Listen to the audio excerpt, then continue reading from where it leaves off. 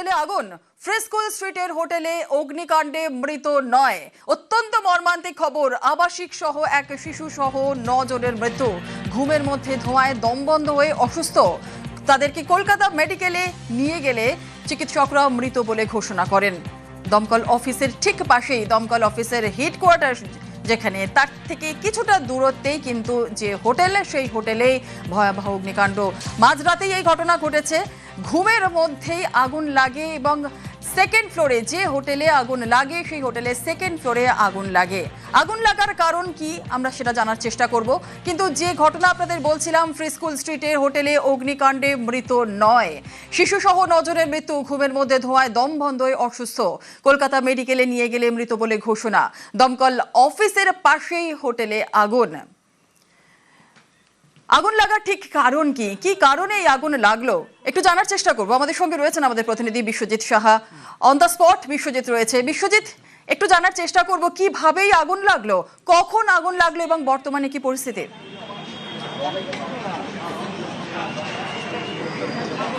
দেখো, রাত 2টো নাগাদ এই আগুন লেগেছে এবং প্রাথমিকভাবে দমকল যেটা মনে করছে, তারা ভেতরে যারা আগুন নেভাতে এবং উদ্ধার কাজে গেছিলেন তাদের প্রাথমিক যে রিপোর্ট, তাতে মনে করা হচ্ছে শর্ট সার্কিট। তবে তদন্ত সাপেক্ষ ফরেন্সিক রিপোর্ট আসবে এবং যে ডিটেলস ইনভেস্টিগেশন, তারপরেই জানা যাবে কিভাবে আগুন লেগেছে।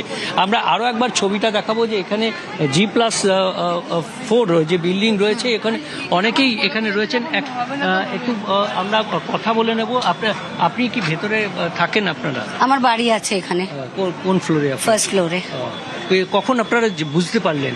1:45, 1:30 নাগাদ হয়েছে কেসটা। 1:45 আমি জানতে পেরেছি। কি পরিস্থিতি ছিল তখন?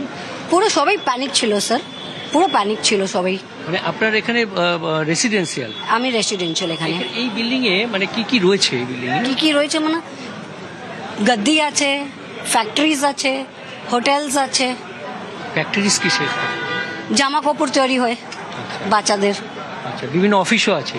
হ্যাঁ, বিভিন্ন অফিসও আছে, সব আছে এখানে। রেসিডেন্সিয়াল এক আমিই আছি। আচ্ছা, আপনি ফার্স্ট ফ্লোরে? আমি ফার্স্ট ফ্লোরে থাকি। আগুনটা কোথায় লেগেছে? সেকেন্ড ফ্লোরে, ওই উপরে ওই জানলাটা যেটা যেত, ওই 2 তলায়, ওখানে হোটেল। হ্যাঁ, কি করে হয়েছে সেটাও জানি না আমি। আপনারা বেরিয়ে এসছেন সকলে? আপনারা কতজন মেম্বার ছিলেন ভেতরে? আমি তো একেলাই থাকি, আমার তো কেউ নেই, আমি একলা থাকি বাড়িতে। আচ্ছা, মানে একেবারে আপনি জানতে পারলেন? জানতে পেয়েই আমি আমার পাশের বাড়িকে সবাইকে ফোন করে ডেকে নিলাম। ওনারও তো বাড়ি গদ্দি আছে, লোক সবকো তো টেনশন হো গাই না ভাইয়া। আপনার নামটা? मीना नंदवानी। আপনাকে কেউ ডেকেছে নাকি? না, হ্যাঁ, ওই আমার দাদার বাড়ি যে কারিগরগুলো থাকে, ওরা আমাকে ফোন করে বলেছে, দিদি বাইরে বেরো, আগুন লেগে গেছে। রাত 1:45। আপনি এসে দেখলেন দমকল কাজ করছে? হ্যাঁ, দমকল কাজ করছে। মানে এই যে উপরে অনেকেই তো উপরে উঠে গেছিল, ছাদে উঠে গেছে লোকগুলো ভয় পেয়ে। সবাইকে দমকল পুরো বের করেছে সবাই। দমকল সঙ্গে সঙ্গেই চলে এসেছে? আমি নামালাম তো দমকল ছিল এখানে, কাজ করছিল, তো হতে পারে এসেই গেছে। কেন আমি 1:45 খবরটা পেয়েছি, তো দমকল তো আগেই চলে এসছে।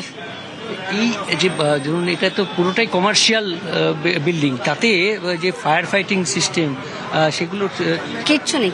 সেটা এখন বিল্ডিং এর লোককে বুঝে করতে হবে।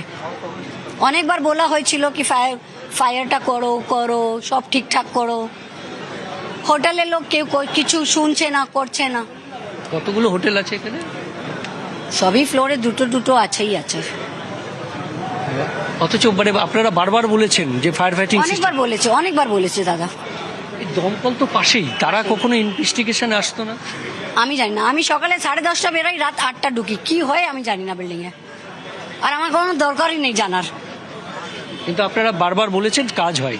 মিটিং এ হয়, আমার বিল্ডিং এ মিটিং হয় স্টাফগুলোকে নিয়ে, সবাইকে নিয়ে, সবাই বলেছে ফায়ার এক্সটিংগুইশার কেউ করেনি। যে মেনটেনেন্স দেখছে ও করেনি। মেনটেনেন্স কারা দেখে? এই বিল্ডিং এ লোক আছে যেটা। আর এই যে হোটেল, সেটা কার হোটেল?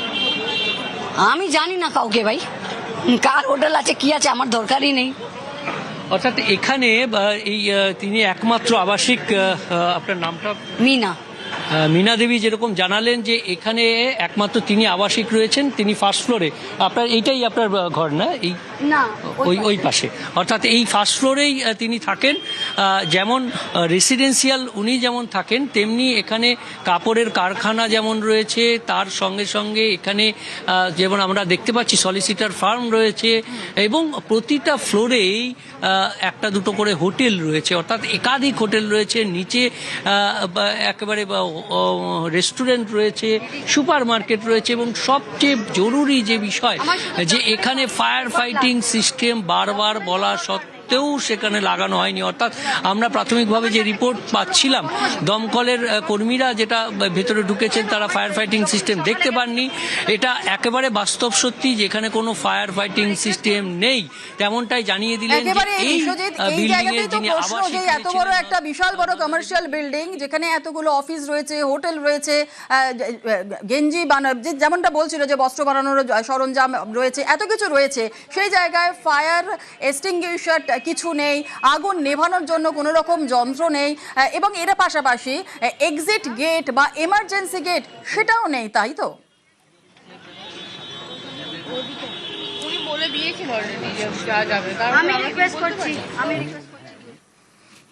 দমকলের হেডকোয়ার্টারের ঠিক অফিসের পাশেই এই হোটেল। আগুন যেভাবে লেগেছিল, রাতের দিকেই আগুন লাগে, শর্ট সার্কিট থেকে আগুন লেগেছে এমনটাই অনুমান করা হচ্ছে। ইতিমধ্যেই ঘটনাস্থলে দমকলের উচ্চপদস্থ আধিকারিকরা পৌঁছেছেন ঘটনাস্থলে। তারা কি জানাচ্ছেন আরো একটু জানার চেষ্টা করব। বিশ্বজিৎ, এই মুহূর্তে দমকলের উচ্চপদস্থ আধিকারিকরা ঘটনাস্থলে পৌঁছেছেন, কি বলছেন তারা?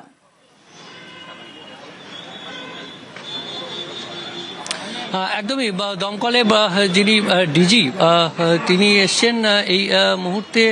আমরা দেখছি তিনি হেডকোয়ার্টারে গিয়েছেন।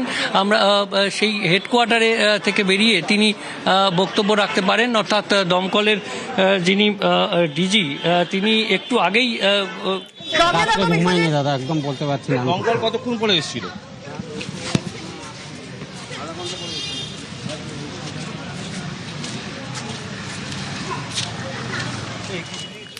হ্যাঁ বিশ্বজিৎ, যেমনটা বলছিলেন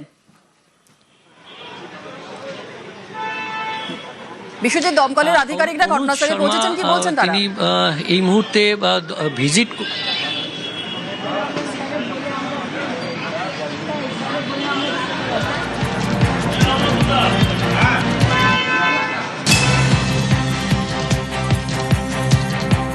চেষ্টা করবো বিশ্বজিতের সঙ্গে কথা বলার। আরো একবার আপনাদের জানাই, তারাপীঠের পর কলকাতায় হোটেলে আগুন।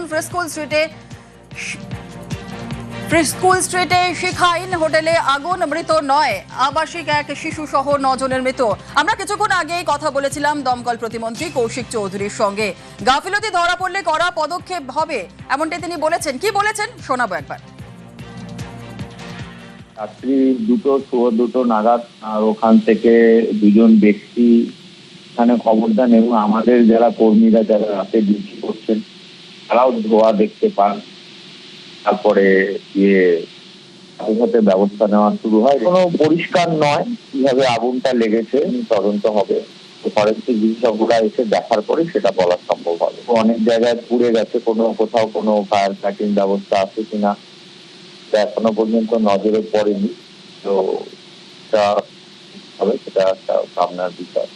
এখনো পর্যন্ত আনুমানিক প্রায় 80 জনকে দমকল বিভাগ থেকে রেস্কিউ করা হয়েছে।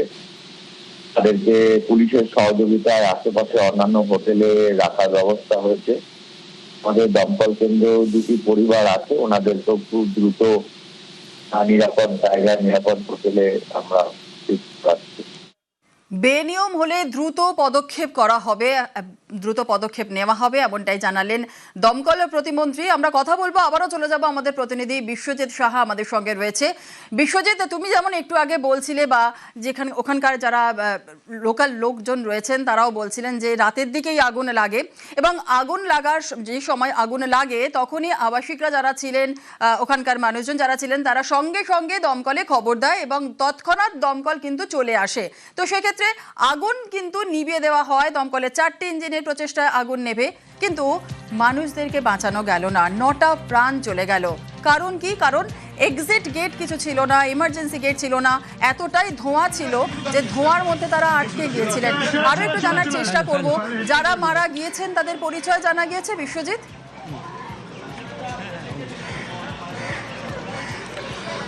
তাদের মধ্যে বেশিরভাগই বাংলাদেশ থেকে আসা, চিকিৎসা করতে আসা বাংলাদেশি, এমনটাই জানা গেছে, ফরেন ন্যাশনালস এমনটাই জানা গেছে। তবে প্রত্যেকের পরিচয় এখনও পর্যন্ত ডিটেলসভাবে আসেনি। যে 9 জন মারা গেছে তার মধ্যে 6 জন পুরুষ অর্থাৎ মেল এবং 2 জন ফিমেল এবং একটি বাচ্চা রয়েছে।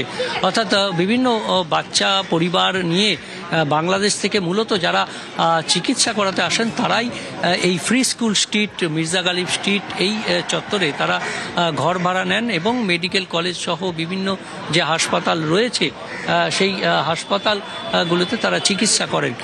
এবং এই কলকাতায় চিকিৎসার জন্য যারা আসেন তারা এই চত্বরটাকেই তারা বেছে নেন। সেই রকমই আমরা বেশ কয়েকজনের সঙ্গে কথা বলেছি যারা এই সেকেন্ড ফ্লোরে নয়, তারা ফার্স্ট ফ্লোরে তার নিচের তলার হোটেলে ছিলেন। তারা বলছেন 2টো থেকে 2:30-এর মধ্যে তাদেরকে নক করা হয়, তারা বেরিয়ে আসেন এবং বেরিয়ে আসার পরে তারা দেখতে পান শুধু ধোঁয়ায় ভরে গেছে। তাদেরও শ্বাসকষ্ট হয়।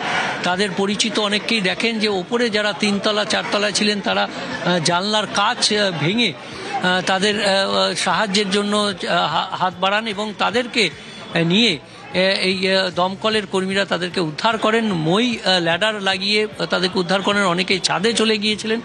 অর্থাৎ একটা জিনিস স্পষ্ট যে 1:30টা থেকে 2টোর মধ্যে যে আগুন লাগে বা আগুনের খবর পাওয়া যায় দমকল থেকে, সঙ্গে সঙ্গে একেবারেই কাছেই দমকলের হেডকোয়ার্টার, 4টে ইঞ্জিন শুধু আসে নয়, ল্যাডার আসে এবং পাশাপাশি দমকলের প্রচুর কর্মী তারা এসে যেমন একদিকে আগুন নেভানোর কাজ, অন্যদিকে উদ্ধার কাজ, এই দুটো সমান তালে তারা করেন। তবে কার্যত যৌতুকগৃহ এই 15G যে মির্জা গালিব স্ট্রিট, এই বহুতল G+4, সেখানে কার্যত এটা একটা যৌতুকগৃহ। আমরা যেটা দেখতে পাচ্ছি যে জালিয়ানওয়ালাবাগের মতো একটাই তাদের প্রবেশপথ এবং সেখান থেকে বেরোনোর আর কোনো রাস্তা নেই। এবং এই G+4 বিল্ডিং, সেখানে অদ্ভুতভাবে যেমন বসবাস করেন মানুষ যেমন রয়েছেন, অর্থাৎ রেসিডেন্সিয়াল পার্ট রয়েছে, তেমনি গার্মেন্টসের কারখানা, অর্থাৎ গার্মেন্টস কারখানা পর্যন্ত ভেতরে রয়েছে। পাশাপাশি সলিসিটার ফার্ম রয়েছে, বিভিন্ন হোটেল রয়েছে। প্রতিটা ফ্লোরেই 2টো একটা করে হোটেল রয়েছে, নিচের তলায় রেস্টুরেন্ট রয়েছে, সুপারমার্কেট রয়েছে। এই ধরনের বাণিজ্যিক যে বহুতল এবং দমকলের থেকে মাত্র একটি বিল্ডিং দূরে, সেখানে কার্যত কোনো ফায়ার ফাইটিং সিস্টেম ছিল না। যারা রেসিডেন্সিয়াল তারাই জানাচ্ছেন যে বারবার আবেদন করা হয়েছে, হোটেল কর্তৃপক্ষ যারা রয়েছেন তারা, স্বাভাবিকভাবেই তো এই প্রশ্ন উঠছে, কারণ এই এত বড় বিল্ডিং, একটা কমার্শিয়াল বিল্ডিং, এই কমার্শিয়াল বিল্ডিং এ এতগুলো অফিস আছে, হোটেল আছে, গেঞ্জির কারখানা রয়েছে, আবার তার মধ্যে মানুষ বসবাসও করছে। আর সেই জায়গায় দাঁড়িয়ে এই বিল্ডিং এ, এই কমার্শিয়াল বিল্ডিং এ কোনো রকম অগ্নি নির্বাপন ব্যবস্থা নেই, এক্সিট গেট নেই, এমার্জেন্সি গেট নেই। বেনিয়মের কড়া ব্যবস্থা হবে বলেছেন দমকল প্রতিমন্ত্রী। নিশ্চয়ই ব্যবস্থা হবে। আমরা তারাপীঠের ক্ষেত্রে ব্যবস্থা গ্রহণ করছি এবং শুধু ব্যবস্থা একটি হোটেলের বিরুদ্ধে নয়, আমাদের ওখানে ফায়ার অডিট শুরু হয়েছে আলাদা আলাদা করে ফিল্ড করে। তো এখানেও সেই কলকাতার ক্ষেত্রেও আমরা ব্যবস্থা নেব। পরিস্থিতি এরকম তৈরি হয়ে আছে, অন্যান্য হোটেলগুলোতেও আমরা সঠিক বিবেচনা করে সেই ব্যবস্থাগুলো নেওয়া হবে, কারণ মানুষের এভাবে প্রাণ চলে যায়, যেটা আমরা কখনোই দিতে পারি।